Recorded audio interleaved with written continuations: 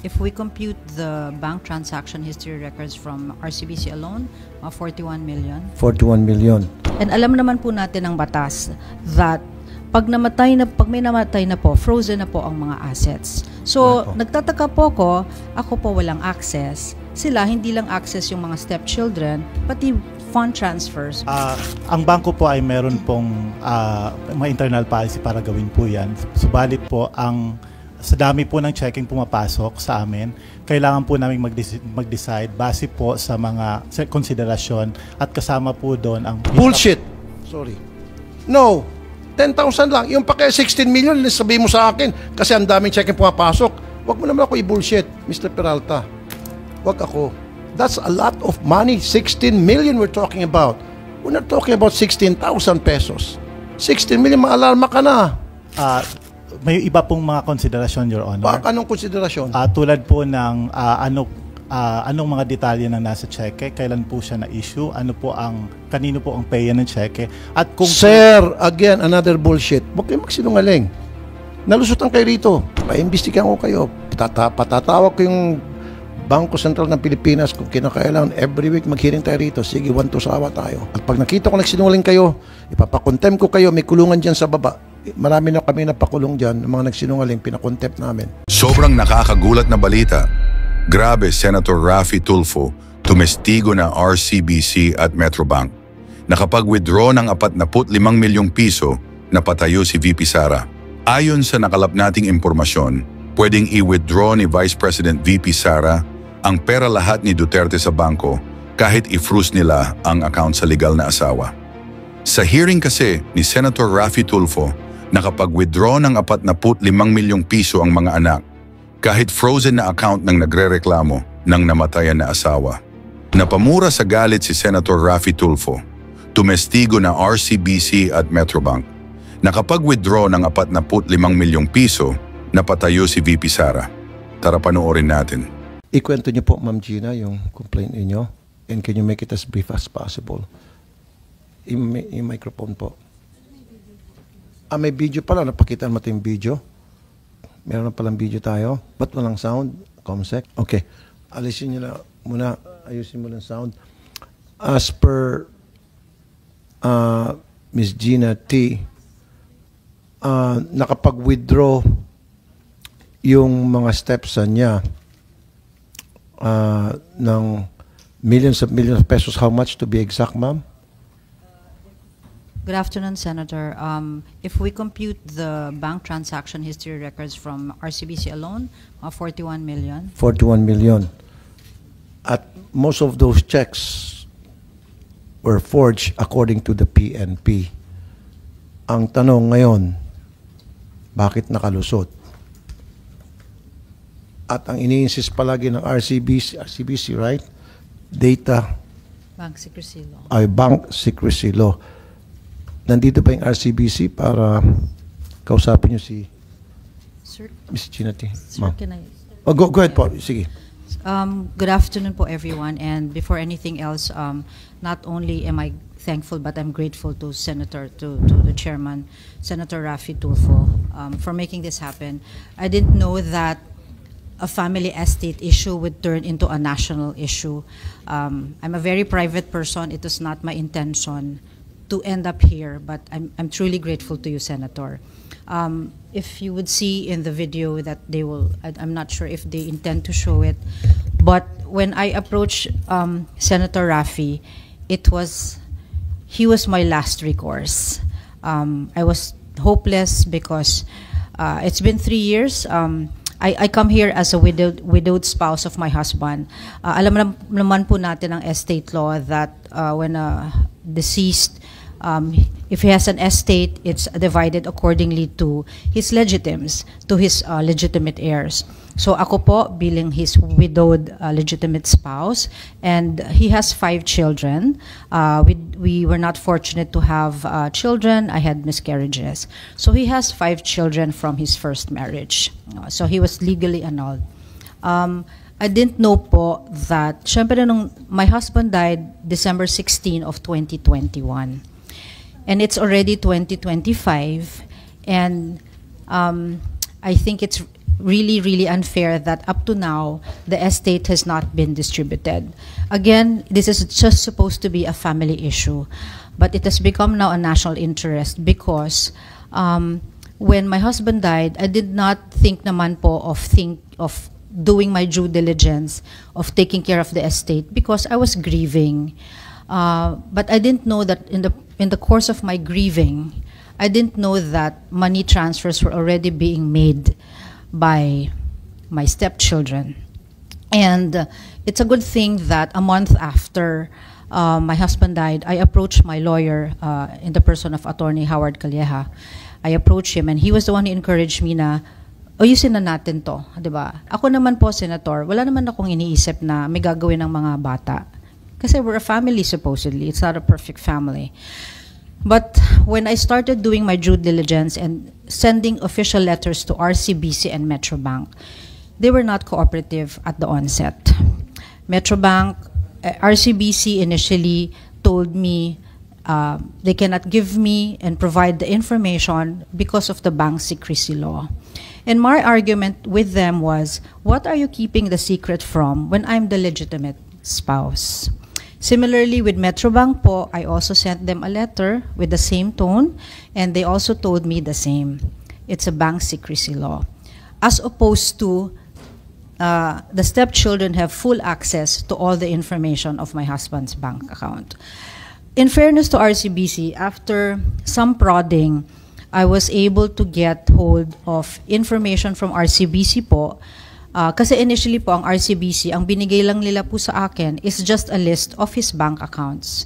So during that time when RCBC provided me in writing po ang list of bank accounts, the bank account of my husband had, the RCBC alone, my husband has 7 peso accounts and $1 account. When RCBC gave me the list, it was just the account numbers, and that was it. Syempre po, as an heir, you need to know the value of the bank account, right? After some time, I was able to get hold from the head office of RCBC a copy of the amounts. When I saw the amount, sir, I'm not sure if it's safe to share, but when I saw the amount, the balance of the 7 peso accounts, 6 figures lang po yun. And hindi po ako naniniwala na 6 figures lang yung balance ng asawa ko. Kasi that means mas marami pa akong pera sa kanya, which is impossible. My husband owns 3 companies in Surigao del Sur. We have 176 employees. So imposibleng 6 figures lang po yung balance ng account ng asawa ko from 6 accounts, of 6 to 6 accounts. So finally, when I was able to get hold from RCBC of the real amount po, yun niya, hindi po ako makapaniwala. So they provided me, sir, with the bank transaction history records. And dun ko po nakita, which your office has a copy of, dun ko po nakita that there were transfers being made even after his death and even while my husband nakarata ospital at hindi pa po patay. My husband and I had COVID. My husband died from COVID. We were in the COVID ward. So obviously during the pandemic, no one is allowed in the COVID ward. So there is no way for the checks to be signed by my husband kasi COVID pa, naka-intubate pa siya. And nobody is allowed in the COVID ward. And then ang mas masakit po, Senator, as I mentioned to you during your show, was withdrawals were being made after his death. And alam naman po natin ang batas that pag may namatay na po, frozen na po ang mga assets. Pero alam ba nung bangko, ma'am, na opo, kasi, away na yung husband yes, niya? sir, because they even sent flowers to our house during the okay, way. so alam nila. Opo. Okay. Opo. So, nagtataka po ako po walang access. Sila, hindi lang access yung mga stepchildren, pati fund transfers, which nakalagay naman po sa bank transaction history records. So, dumulog po ako sa programa niya, sir, because I tried, my lawyers tried to do everything that is legally possible, they reach out, tell the children, let's do everything amenable, pero the kids are not cooperative at all. We give credit to the lawyers of the stepchildren, but he's just the bearer of the news. Tagasunod lang naman siya. Ako, I give credit to the Calleja Law Office because they're very proactive. So, and then meron tayo ditong letter from the PNP stating that ilan sa mga cheque ay forged. Apo. Okay. Tanungin natin mamaya sa PNP paano nila patunayan na forged yung mga checks na yan. For the meantime, I would like to talk to RCBC first. Meron mga representative from the RCBC? Dito po sila. Okay. Meron po, sir. And sino yung unang gustong sumagot po doon sa mga katanungan ni Ms. Gina T? Good afternoon, Senator. Good afternoon, everyone. Ang una pong tanong ay tungkol po doon sa pagkaalam po ng bangko tungkol sa death ng client natin. No, habang nakaratay pa yung kanyang husband sa COVID ward na wala namang pinapayagan kahit na sinong pinaka-close relative, although dalawa silang nakaratay doon, bakit tuloy-tuloy pa rin yung bank transfer, tuloy-tuloy pa yung pagtanggap ng mga cheque na ma-encash? Why did it happen? Senator, good afternoon po. With regards po dun sa mga cheque na pumasok noong sabi ni Ms. T na nakaratay si kliyente, is nung pumasok po ito, during that time, hindi naman po namin alam na kung ano katatayuan Hindi nyo alam. ng kliyente. So, kami po ay nagbase lamang doon sa cheque na pumapasok. Right. So, do you have a way na para malaman kung yung signature ba ay forged o hindi? Lahat po ng cheque na pumapasok sa bangko namin ay sinisili po yung mga image at minamatch po yung pirma doon sa pirma na meron po kami pinangahawakan na ginamit noong nagbukas Okay. na ako. I would like to call the attention of the PNP na nag-issue nitong certification na forged yung mga checks. Identify yourself, Colonel. Yes, sir. Good afternoon, sir. We have the question document examination. Ano muna ang title niyo po sa PNP at ano po yung expertise niyo? Sir, I am the Deputy Director for Operation, and also with us, the person who conducted the examination and the Chief of the Question Documents Division, sir. Pero meron bang expert sa inyo na nagtitingin sa mga signatures? Yes, sir. We have, sir. And who is that also person? with us. What's his name?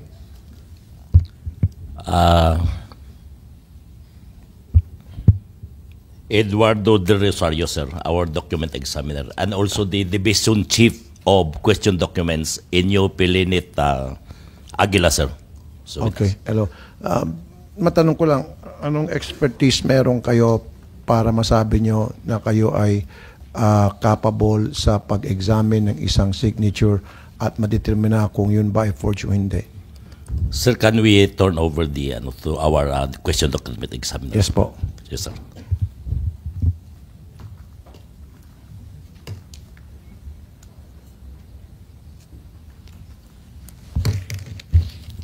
Magandang hapon po sa lahat, particularly po kay Senator.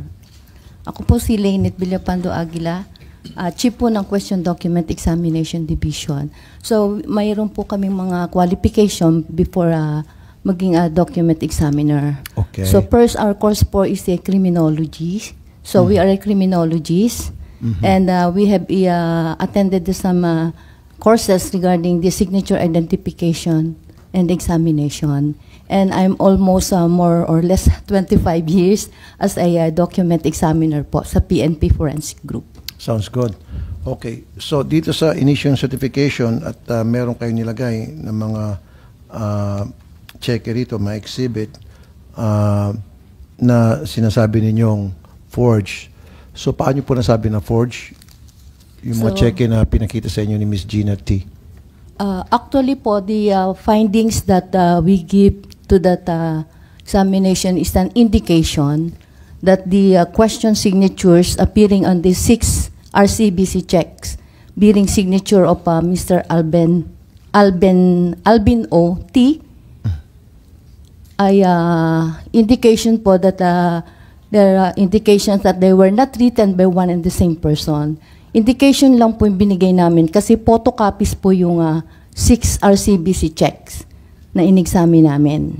photocopies Opo, sir. na ibinigay ng RCBC kay Ma'am Gina na ipinasa sa inyo. Yes, sir. Okay. So, RCBC, bakit photocopy? Bakit hindi cancel check mismo ang pinakita nyo kay Ma'am Gina? Di ba dapat may yung cancel check kasi doon makikita talaga mas malinaw yung pirma?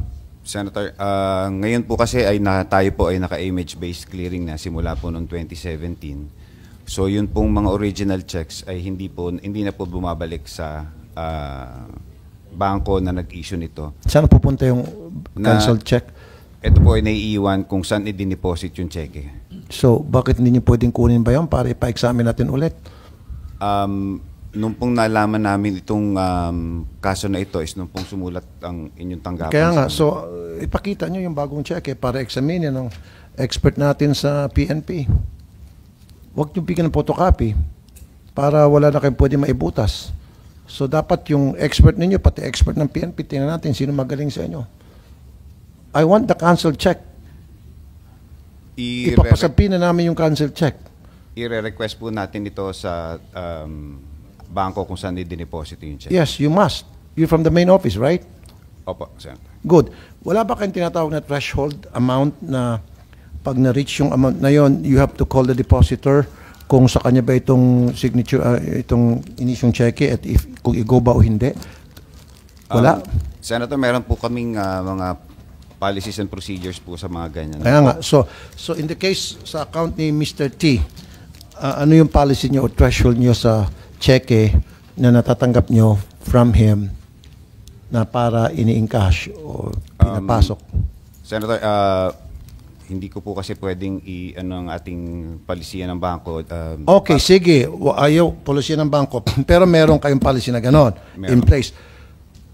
Nakita by the millions. Okay? Yung isang cheque, 1 million doon. Meron pa isang cheque at 16 million. Don't tell me, doon sa 16 million, hindi man lang kayo tumawag kay Mr. T. Para sabihin, Mr. T, itong cheque 101, i-go ba namin ito o hindi? Pag sinabi ni Mr. T, ngayon, ilalag nyo ngayon doon sa libro kung sino yung tumawag at anong oras, yung pagtawag ninyo at anong araw. Your Honor, good afternoon. Ang bangko po ay meron pong mga internal policy para gawin po yan. Subalit po, sa dami po ng checking pumapasok sa amin, kailangan po namin mag-decide base po sa mga konsiderasyon at kasama po doon ang... Bullshit! Sorry. No! Ako nga, hindi naman ako ganun kalaki ng pera ko. Pag meron ng check na in-issue ko 10,000, tinatawag ko ng bangko eh. 10,000 lang yung bangko tatawag sa akin. Mr. Tulpo, igugo ba namin itong check number na ito? 10,000 lang. Yung pa kaya 16 million, sabihin mo sa akin kasi ang daming check yung pumapasok. Huwag mo naman ako i-bullshit. Mr. Peralta, huwag ako.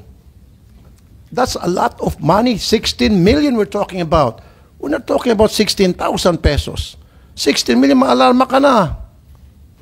Dapat yung tao ninyo dyan sa bangko, yung manager, tatawag na. Teka muna, totoo ba ito? O baka ninakaw lang itong checking ito at pinorge.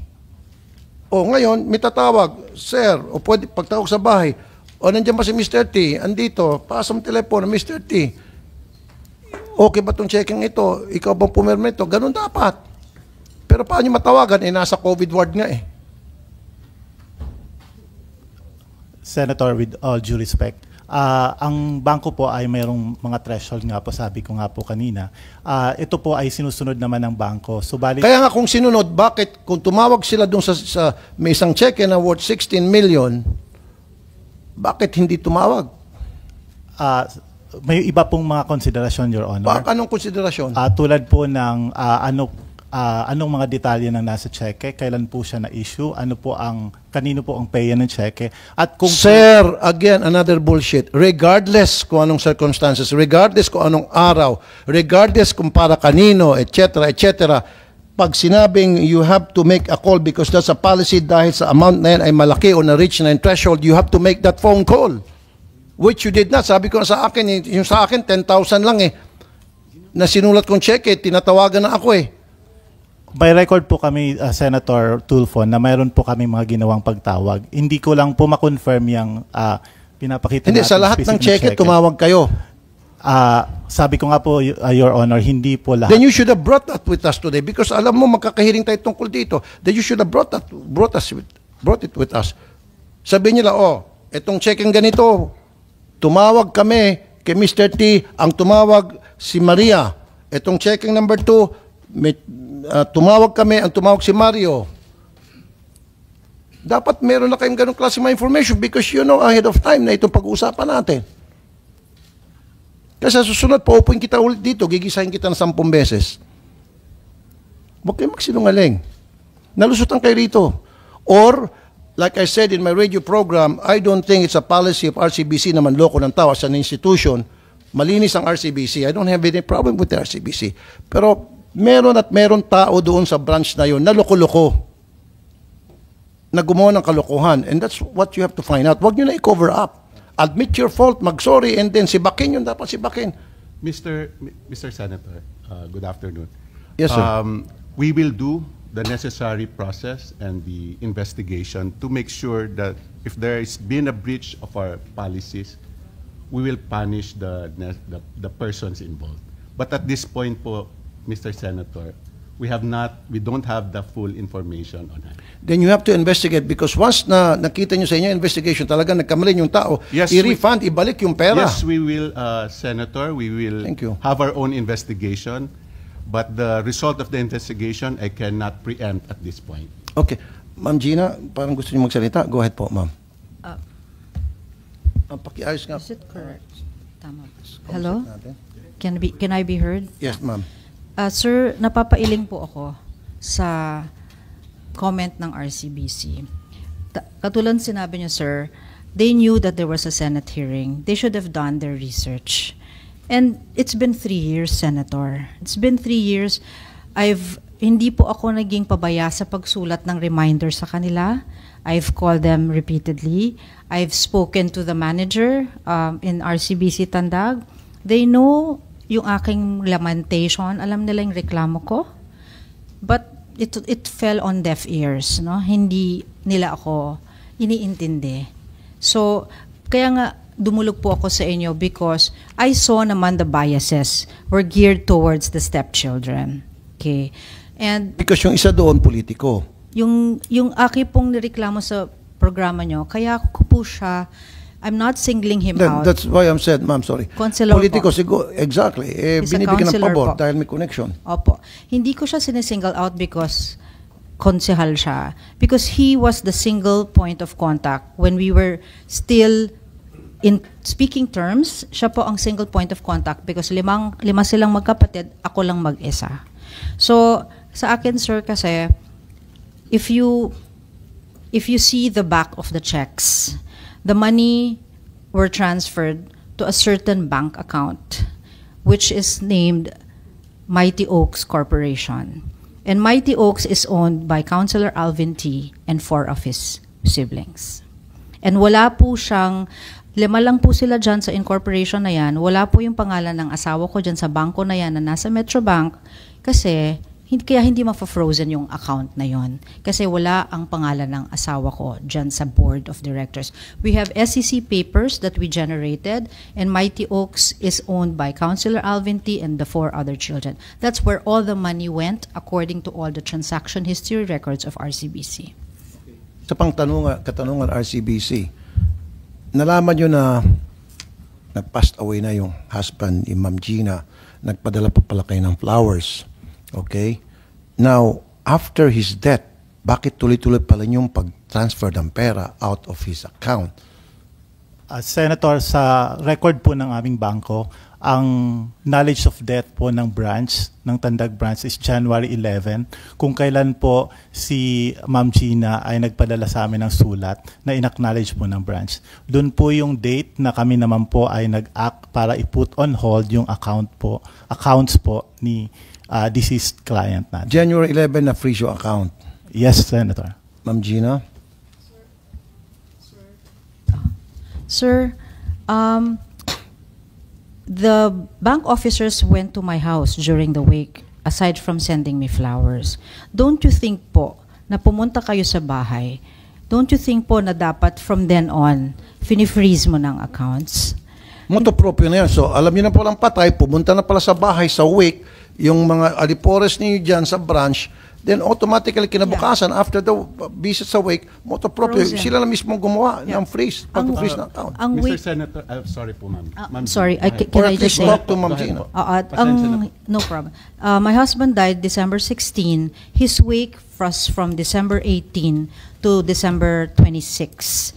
Bumisita po ang mga officers December 18, up to December 26. Kasi Yung wake, December okay. 26, dinala po namin, ako at si Counselor, nung kami ay okay pa nung ni Counselor, ako at si Counselor at ang kanyang girlfriend, dinala po namin ang labi ng asawa ko sa Davao to have it cremated.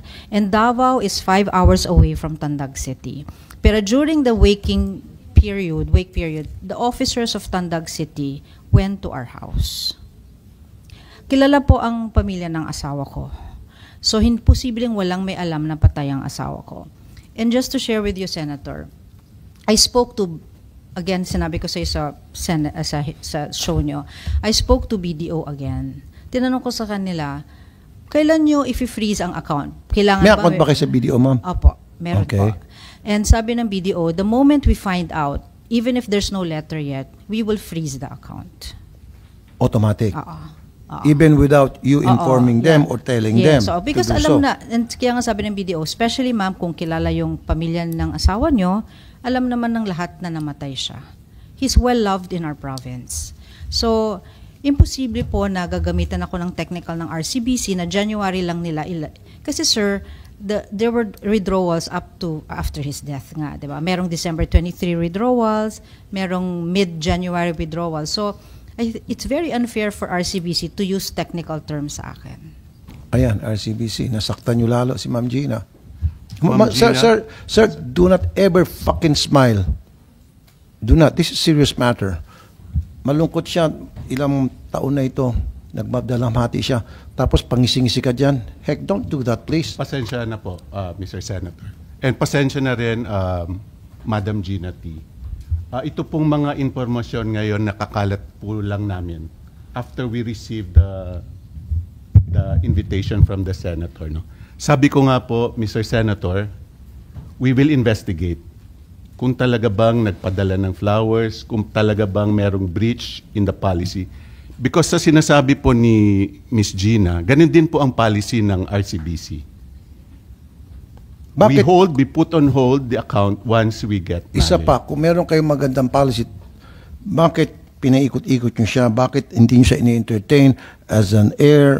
Alam niyo naman na wife siya, magtatanong siya ng mga information tungkol sa account, binibigyan siya ng hard time, at later on, pumayag na rin magbigay ng information, pero bang account lang. I mean, talagang binibigyan siya ng hard time. So para may pinapaboran. Please don't laugh again, ha? Sige, pakisagot lang. Mr. Senator, we will investigate that, as I said. But we have given Mrs. Gina T. the information that she rightfully deserves as a surviving spouse. Account number lang binigay nyo. Yun Hindi po amount. kasi ang balances, even transaction history po, nabigay po. In fact, kay Mrs. Gina T. lang po namin shinare yung information na yun. Is it right, Ma'am Gina? As I mentioned, I give credit naman to RCBC for being helpful, but I had to go to the main office. I had to find a connection to get those records. But the fact remains that the branch office in Tandag they were never cooperative at all. I wrote letters to them repeatedly. They were never cooperative. The branch? Yes po. So again, let me repeat. In fairness, yung main office, cooperative naman daw.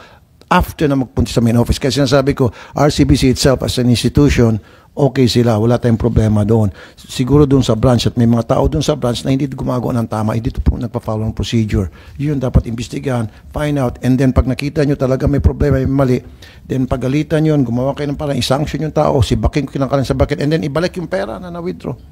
Gagawin po Especially namin kung- yan, Mr. Senator. Thank you, sir. Gagawin po namin yan. Ma'am Gina. Sir, again, this is after the fact. So, 3 taon na po ang nakakaraan. I've been talking to RCBC since 2022. they know my lamentations, they know my reklamo. Alam nila katakot-takot na email, calls, ginawa ko. Kaya nga dumulog na ako sa inyo because wala namang nangyayari. So kung sasabihin sa akin ng RCBC ngayon, just because you're in front of them, na they will do their investigation and due diligence, for me, it's water under the bridge. Kailan na naman ito matatapos? Ma'am, continuous to yung ano natin. Hindi naman ako ningas ko kundi dito sa Senado. Yes, Pag sir, inimpisahan I ko, trust you. tinatapos ko. Sir, I trust you, but I Thank don't you. trust them, sorry. Ay, them. Okay, well see, nakita nyo RCBC. Nasira yung trust niya sa bangko ninyo. Kasi hindi kayo maagap, hindi kayo mabilis umaksyon. Once na dapat may pumunta sa inyo para magreklamo, ma-action agad kayo. Ay 3 years na pala siya pabalik-balik. Ang bagal ng aksyon ninyo, mas pinapaboran nyo pa yung mga anak. E-air din naman siya bilang isang legal wife. Widowed wife. O sana in-entertain nyo siya. But hindi. Pinabalik-balik nyo na, pinagod nyo lang siya. Until na nagsumbong siya rito, hindi pa sana kayo umaksyon. Dito hindi ako papayag. Paimbestigahan ko kayo. Patatawag ko yung Bangko Sentral ng Pilipinas kung kinakailangan every week mag-hearing tayo rito. Sige, 1 to sawa tayo. At pag nakita ko nagsinungaling kayo, ipapakontem ko kayo, may kulungan dyan sa baba, sa ilalim. Totoo. Marami na kami napakulong dyan, ng mga nagsinungaling, pinakontempt namin. Totoo yan, it will happen. Pasensyahan tayo. Now, yung Metrobank naman, may issue pa rin kayo sa Metrobank, ma'am, di ba? Nasaan yung Metrobank here? Good afternoon, Mr. Chairman. I'm Janela Marie Panlilio from Metrobank. Ano po yung posisyon niyo po sa Metrobank, ma'am Panlilio? Yes, I am the head of legal. Okay. Go ahead po, ma'am Gina. Ano yung problema niyo sa Metrobank? Sa Metrobank po, unlike ang RCBC that they were eventually cooperative po, ang Metrobank, they were never cooperative. Never? Yeah po. The most that they gave me was a list of my husband's bank accounts. 5, no? Yeah. So, we have the documents na 5.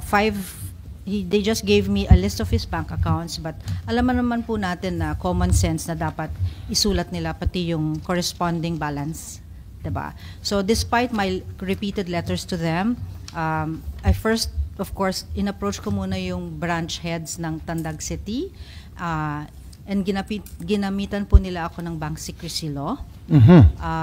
Even if my lawyers told them otherwise na hindi dapat gamitan, talagang kulang na lang magmakaawa ako sa kanila. So pinahirapan nila ako. And then eventually, umamin po sila sa akin na they were given instructions by the first and second sons of my late husband, the eldest Kevin T. and the counselor Alvin C. T. Jr.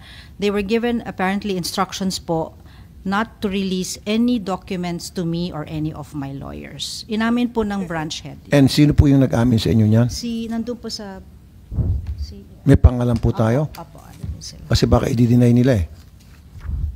Si Harold and si Randy Marinduque. Harold and and Randy.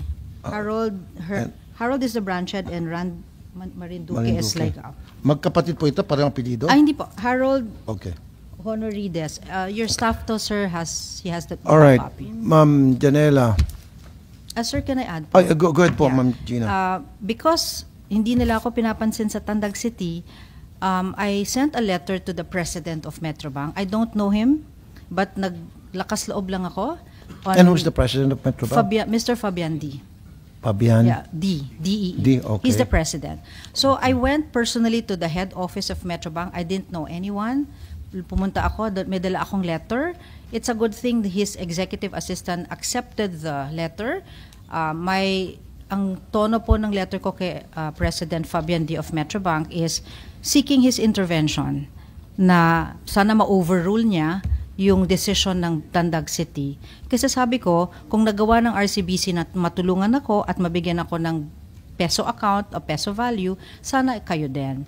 Unfortunately po, sir, ang ginawa po ng office ni Mr. Fabian D., they just course me to the customer care service. Alam naman natin na pag na-customer care, wala nang mangyayari dyan. I'm just one of those complainants. And to think, pinag-uusapan natin na ang mga nalipat na pera ay napunta sa bank account na nasa Metrobank. Kasi yung Mighty Oaks Corporation, doon po nilipat lahat yung pera. So, imbis na aksyonan ng tanggapan ni Mr. Fabian D., yung complaint mo, pinasa ka pababa sa customer care. Via email pa. Through email pa. Yun lang. And then may nangyari ba after na ipasa ka sa customer Ang sabi care? ng customer care, we will look into it. Alam ko nang wala na yun. Wala na. There's no point. Metrobank, please. Your Honor, if I may be allowed to address. First of all, I would like to apologize to Ms. Gina T. for the impression that we seem to be siding with one party. I would like to emphasize, Your Honor, that we, as a bank, have our procedures and we implement and follow this uniformly. In this case, po, Your Honor, we are not siding with any party. It is unfortunate and we, again, regret that this incident led to this complaint from Ms. Gina T. But when I do confirm that when we received the letters from her, we replied and we provided the information that we could provide under the law. And what are those information? So we issued a total of 3 letters, Your Honor. No, but what she was asking ay yung mga account numbers and the balance of those accounts, which pinagdamutan nyo sa kanya. Your Honor, I would like to respectfully bring her attention to a certification, a letter dated January 31, 2022, which was in reply to a letter from her.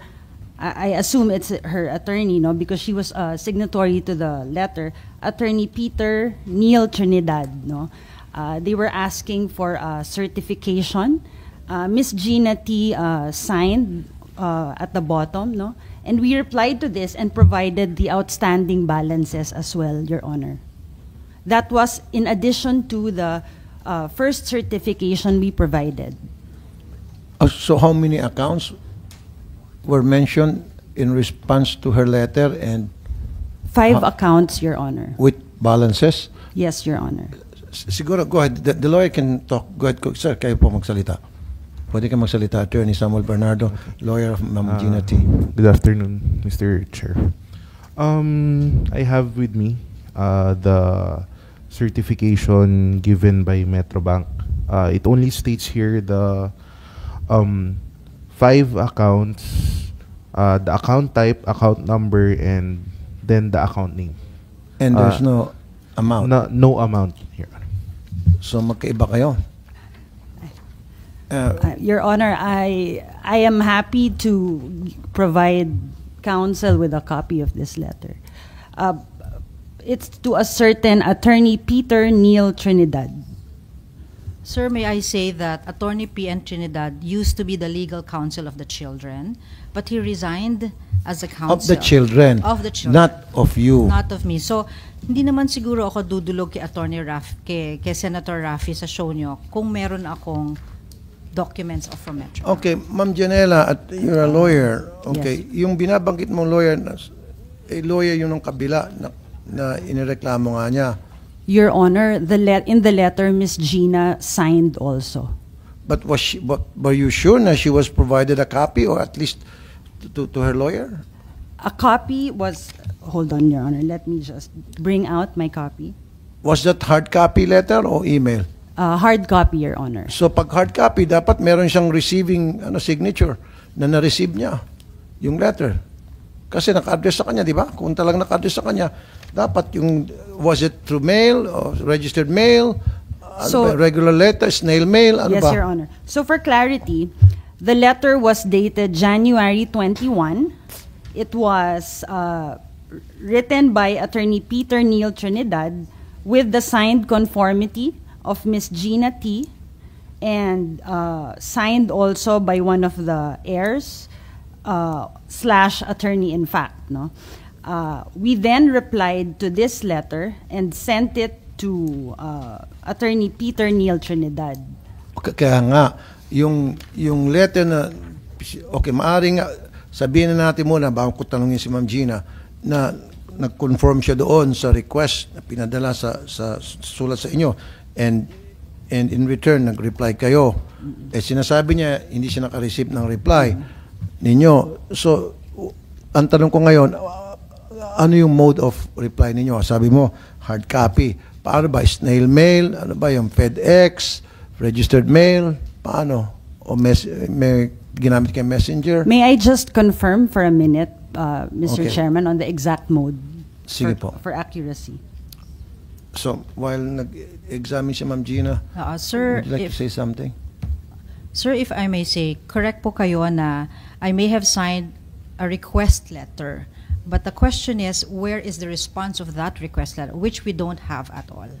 Kasi kaya tinatanong ko Yun nga po, ma'am. oo. So, baka Kung maaari ding na-forge, hindi ko po alam. So dapat yung reply ninyo, yung pagpapadala nyo nung, kasi nireklamo nga niya yung kabila, Ma'am Janela. So, natanggap niya ba? Kasi kung natanggap niya yan, hindi na siya pumunta sa akin. Ba't pa siya magpagod pumunta sa opisina ko, sa programa ko, kung natanggap niya yan? Kasi yan naman kailangan niya, kaysa pabalik-balik doon sa inyo. You would like to say, Attorney Bernardo, say something? Mr. Chair, I would like to add, based on the letter given by Metrobank, it was dated January 21, 2022, which they replied as to only the account type, account number, and account name. However, following that, on January 26, 2022, January 26, 2022, Ms. Gina T sent a letter again to Metrobank Tandag to Mr. Randy Marinduque to ask the complete full bank history, activity, and transactions, which was signed by Ms. Gina T herself, but there was no letter reply. This was duly received by Metrobank, and this was copy furnished to our office. Right. So, na-receive doon. Kaya nga yung sinasabi ko, Ma'am Janela, meron ba kayong ebidensya na na-receive ni Ma'am Gina yung reply ninyo na sinasabi nyo nandun yung account number at nandun yung balance? Pinapacheck ko lang po, Your Honor, on the mode on how it was sent. Well, But you should have done that kasi alam mo naman yan ang pag-uusapan natin. So, but ngayon pa tayo magpapacheck? Naghahabol tayo ng oras. I apologize, Your Honor, but we do confirm that there was a reply to the lawyer. Sabihin na nga natin may reply. Kaya nga, you're a lawyer. You should know better. Pag nasa korte tayo, baka pinagalitan ka na ni judge. Dapat meron kang way na ma-determina kung yung reply nyo ba ay na-receive niya o hindi. O kung siya ba mismo naka-receive. Para makikita natin doon, receive, tapos sign niya. O, sinabi yung pinadala sa lawyer. Ngayon, sabi niya, hindi naman niya lawyer yun. Lawyer ng kabila yun. O, sabihin natin, for the sake of argument, talaga nag-confirm siya. Okay. Pero that was before na nagkagulo-gulo. Na nagkagulo-gulo na, kasi mabagal yung sagot nyo. Kaya dapat tuwing mag-reply kayo, kung sino nandoon sa letter na nag-request, pareho, kung dalawang tao, dalawang party, both parties should be sent a copy. And then, you should get a receiving signature from them. That point is well taken, Your Honor. I will investigate on the mode of it, if it was sent. Ngayon, Ma'am Gina, di ba may reklamo pa rin kayong mga cheque na... Yes, Your Honor. So, one the main reason naman talaga po na lumapit po ako sa inyo, sir, is to find clarity na ano na yung mga cheque na yon, diba? Which they said they will investigate. Na para sa akin, sir, don't you think po na much deserved, long overdue justice na ako? After 3 years, magche-check pa lang sila, magdo-due diligence lang sila, ngayon lang sila mag-investigate. When I have repeatedly complained to both banks. Those checks in question, yes, when were they issued? They were issued when my husband was still in the hospital and even after his death. Pareho din sa RCBC. Yung sa Metrobank po. If I mentioned po, sir, sa Metrobank, sa show ninyo, we did not reach that point because nga they were not cooperating at all. So I have no way to find out any data po because wala silang binibigay na bank balances. The most that Metrobank has helped me with is just the list of the bank account numbers. That's it. So Metrobank, dapat pakita nyo yung activity, especially habang nasa ospital si Mr. T and then hanggang sa siya ay namatay. Your Honor, In the name of transparency, you should do that. And kung sabihin nyo bank secrecy, air naman siya eh. Your Honor, we would be happy to provide the information with the written consent of all the legal heirs or upon a court order, Your Honor. Upon the court order. Yes, Your Honor. But- as an exception, Your Honor, to the bank secrecy. BSP is here. I need your opinion on this. Mr. Chair, with respect to the BSP, we are not aware of any information about that incident or case of Ms. Gina Tick because we just received the information yesterday. The one thing that we did yesterday was to ask first RCBC and Metrobank if there's a complaint against them by Ms. Gina T. And the second one is to ask our Consumer Protection and Market Conduct if they have received a complaint also from Ms. Gina T. Based on that, we don't have a complaint from... No, my question, the question now, Attorney Negradas, and maybe talk to your colleagues sa BSP, yung sinasabi nito ngayon ng Metrobank, kahit na air pa siya, and the only time na i-release nila yung bank activities sa account ng kanyang husband is to court order. In my opinion, Mr. Chair, I think there's a BIR resolution or memorandum circular on that, sir. From? BIR, based on the recent amendment of the train law. Ano so sinabi po? Ano sabi sa BIR? I cannot restate, Your Honor, the perfect provision, but basically it says that if there's death of the depositor, they just have to comply with, and the heirs just have to comply with the requirements of the BIR, and then it can be withdrawn subject to withholding of like 6%. I think I'm not sure of that. So ibig sabihin, merong memorandum sa BIR in the event of the death of the depositor, yung heir nila just to have to comply doon sa BIR, bayaran yung mga taxes, whatever, and para ma-withdraw nila yung pera, ma-release sa kanila. Yes, Your Honor, that's my understanding based on the memorandum circular of the BIR. But that would again depend on the internal policy of the bank. Kasi nga po, and RCBC and especially Metrobank, yung heir din naman kasi yung mga anak, nakapag-withdraw, na-transfer sa company ng mga anak.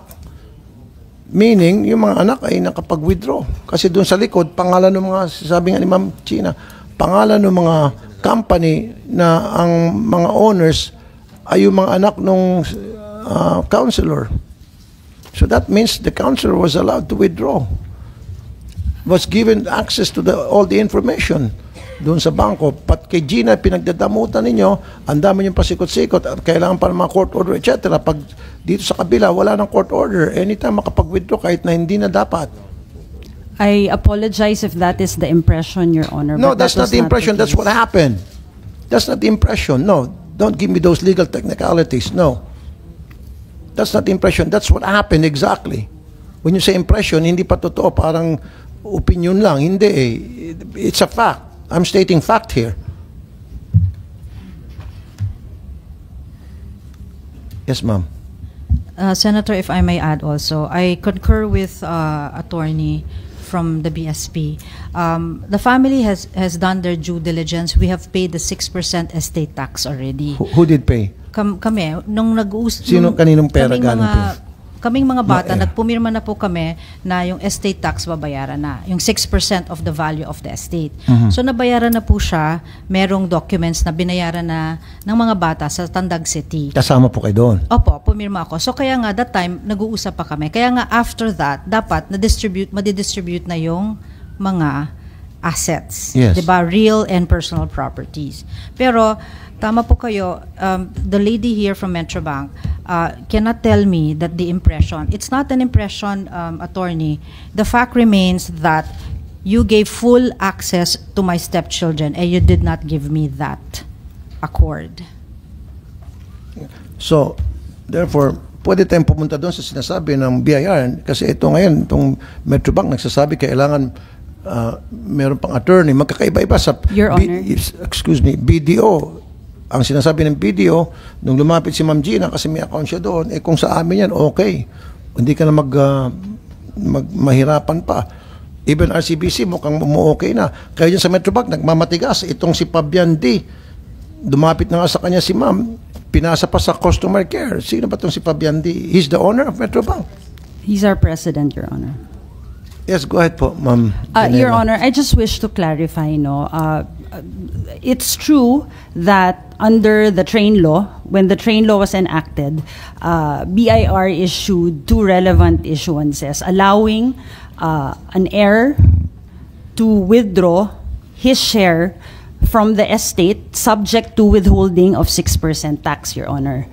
That does not, however, address my point earlier that I am still prevented from disclosing information pursuant to Republic Act 1405 to a non-account holder on or to someone who is not authorized to get information on the deposits, bakit Your yung Honor. ibang heir na allow na makapag-withdraw? Bakit siya hindi? Equal dapat yan. Kasi wife siya, tapos meron children itong husband niya. So equal access dapat sila. Nakapag-withdraw yung iba, ito siya hindi. Hypothetically, Your Honor, no one will be able to withdraw Exactly. from So death. bakit meron pa rin perang lumabas at withdraw nung mga anak o stepson niya? Siya hindi nakapag-withdraw ni Sing Kunduling. Uniformly po sa amin, hindi po yan makakapag-withdraw, Your Honor. Kaya Hindi nga, ko lang po hindi pwedeng makapag-withdraw, sagutin specific. pero nakapag-withdraw. Yun ang, it's a fact. I apologize, Your Honor. I cannot confirm that in these proceedings as that is covered by bank secrecy law, Your Honor. BSP? Anong opinion niyo po rito? Kasi, narinig nyo kanina, yung heir, yung mga anak, nakapag-withdraw, nabigyan ng access and all, tuloy-tuloy pa rin yung labas ng pera. Pero itong isa, yung wife, hindi. Your Honor, what we really do with respect to the supervision of banks is to determine the bank's compliance with relevant laws, rules, and regulations. And one of that would probably, the one that being told right now is the bank secrecy law.